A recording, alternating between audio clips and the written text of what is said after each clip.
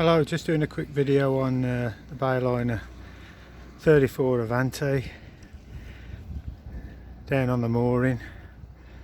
Got a great position on the hammerhead.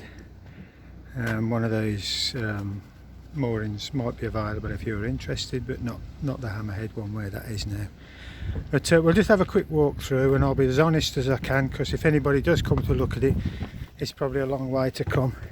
On the back you've got a nice sitting area. I've lifted the one engine hatch here, but this is a nice sitting area. We've got two loungers there we have on the back, but I'll just quickly show you the engine. These are the Volvo 150s I've fitted. As you can see, they're in lovely condition. You can get to everything all round the engine easily. There's no spots that are awkward to get to. All the filters, the oil filling spots, everything is just nice and easy to get to. The other one, if we just lift the hatch, just 1 second, there's the other one. Again, there's plenty of room down in between the two engines. That's just one of the seats off my dinghy. The configuration these are, you may notice this is a shaft drive, but where's the shafts? What it is, the engines are on the opposite way round, which allows it, and then they're on a V-drive gearbox, which is up there.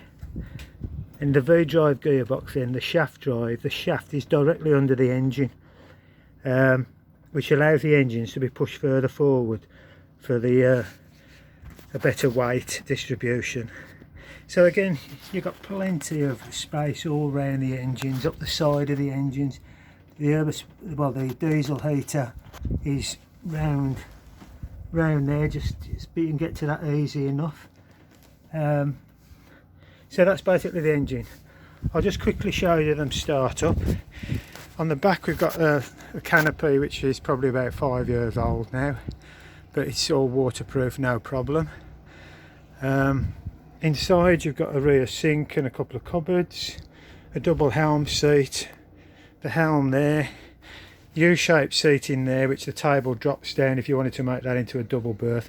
It can be an 8 berth boat, but there's just me and Linda, we just use this. We don't have anybody else on the boat, so I've basically configured it for just the two of us. But that's a nice seating area in the sun. I say, yeah, the helm, I've got depth gauges, there is a GPS that will possibly go with it. Throttle, 2 throttles, gears, fuel gauge, trim tabs, which I'll be honest again, don't work. I've had a look. I've had the there's nothing wrong with the inside of the boat. I think it's just the seals on the pistons on the outside of the boat. I've checked everything else. There's oil absolutely spurting out the joints where they go into the pistons on the outside. So everything's good up to there. It's just an oil seal, but it can't be done until the boat comes out. But at the speeds we go, at the speed this boat will do, they're probably obsolete anyway. You don't need them. The typical Volvo clocks. We'll just start the starboard engine first, turn the ignition on, turn it all the way, up she starts. Port engine, up she starts. So those are running nicely now. Actually they're sweet as a nut, they really are. They're the last of the old mechanical engines, so there's no electronics on them, which if you do a lot of self-mechanics yourself, they're really nice and easy to service. There's very little to go wrong with them. There's no highly sophisticated electronics on them. Oh, dog's bowl, but yeah, those are the gears.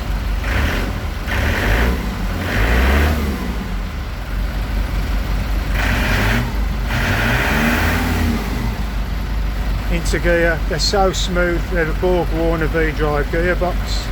That's in now. There's no clunking, you don't hardly feel them going at all. Reverse. Same again with the starboard engine. There's no, you can just do it with one finger. It's so nice and easy to use. It is an old system, you know, you've got the all-in-one systems now, but it's still a nice system to use. Now one thing I'm going to tell you now, this is I'll be dead honest, I don't have to tell you this because, well, I'll tell you in a minute. When you've got two engines, you always have one propeller going clockwise and one propeller going anti-clockwise. It's normally the gearbox that does that. On my old engines, my old Mercuries, it was the engine that run counterclockwise. And unless I bought two new gearboxes, with the new engines, the both propellers run the same way. There is no, when you're going forward or on just going anywhere, there is no pull over to one side or the other at all. Because the engines are so well distributed and the speeds you do, there is no pull on the steering at all, I can assure you that. And if that wasn't the case, I wouldn't be telling you, because if you come and look at this boat, take it out and try it, that's the first thing you'd pick me up on. The only time you will notice it is when you come into berth.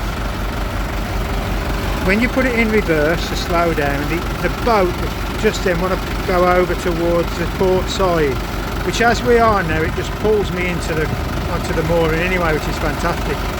But if you're trying to get on the other side, it'll tend to just move away a little bit. It's only fractional, it's no great shape, it's no great deal, but I'm just telling you everything about them. But that's just one point. Moving down into the saloon, it's a 12-foot 6 beam on this boat, and the first thing that we noticed when we came on it was the pure size of it. It's a fantastic sort of accommodation. You've got the U-shaped seating there. I have got a table that fits in the middle, a small white table. You can get 3 of you around it and have something to eat. The seating was all covered everything was done about 5 years ago. The seating is absolutely unmarked.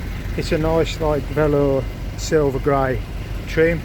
32-inch TV, which will stay with it. The roof lining and everything is in absolutely lovely condition. There's none of it dropping off or anything. The original lining there was like a horrible grey brown furry type stuff. I've covered it with white vinyl, white padded vinyl, and it just makes it all nice and brighter. There's plenty of electric sockets there. There's 2 there. There's 2 round. I'll show you those in a minute. But there's plenty of electric sockets everywhere. We'll move round to this side, the galley area. Oh, the sun's just coming through there. I've got a Panasonic inverter microwave, which is a proper oven as well, and grill. Hold on, let me just go and switch these engines off. Just one second.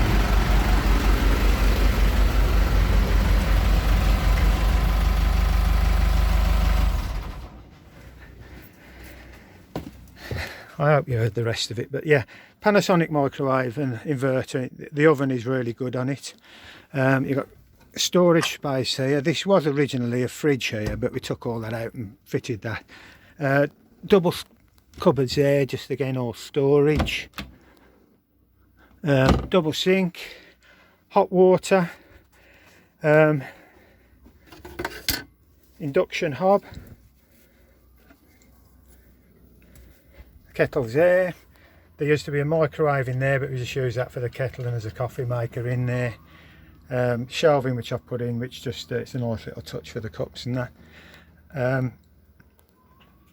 Yep, fridge is just a normal domestic fridge freezer, but when we're out on the sea, what I've done, I've got an inverter fitted in the engine bay. Well, it's not in the engine bay, I'll show you where that is. But all you have to do is take the 2 plugs out of there, drop them down into the inverter plugs, and that then is running off the batteries via the inverter. So your drinks and ice and that never sort of goes warm or melts. This here, what I'm going to show you now, is another double berth, or it was a double berth. I have got the mattress, that can go back in, but because there's only the two of us, we just use it for storage, and for us it's much better as a storage area. You know, you can store a load of stuff in there. I've got a couple of hangers all the way along which you can hang coats, jackets, everything in there. That's the warm air heating. There's one there, there's one up the top and the outside of the boat just there, and then there's one that runs all the way along a smaller pipe and into the bedroom area itself, which then we leave on in the all throughout the night when it's a bit cold, and it just keeps everywhere nice and warm. Again, in the bedroom area, nice double, I think it's more a king size bed actually. Again, sockets, that's a small heater, a little sink, cupboard, television, what's that, about a 22-inch TV, a cupboard and hanging space there. Yeah, it's just nice and comfortable. Everything basically has been done. With boats, if you've had one before, you well know they're just an ongoing jobs to do. But with this, basically everything has been done. Yeah, I could still carry on doing the odd little job here and there, but as I say, with it, when you have a boat, that's just the way it is. But generally, as I say, as a river boat, as a sea boat, it's great, but as a river boat, it would be fantastic, like, because of the speeds it does now. But this is based down on the Medina River. We go over to Yarmouth, we go to up the Bewley River, over up the Hamble, Chichester Harbour, Lymington. We've been as far, I know it's not very far, but Poole, no problem. So yeah, and that's about it really. So if you need any more info on it, just give us a bell. But I mean, I'll just show you the engine start up again, just a quick start up. Both running, all the gauges.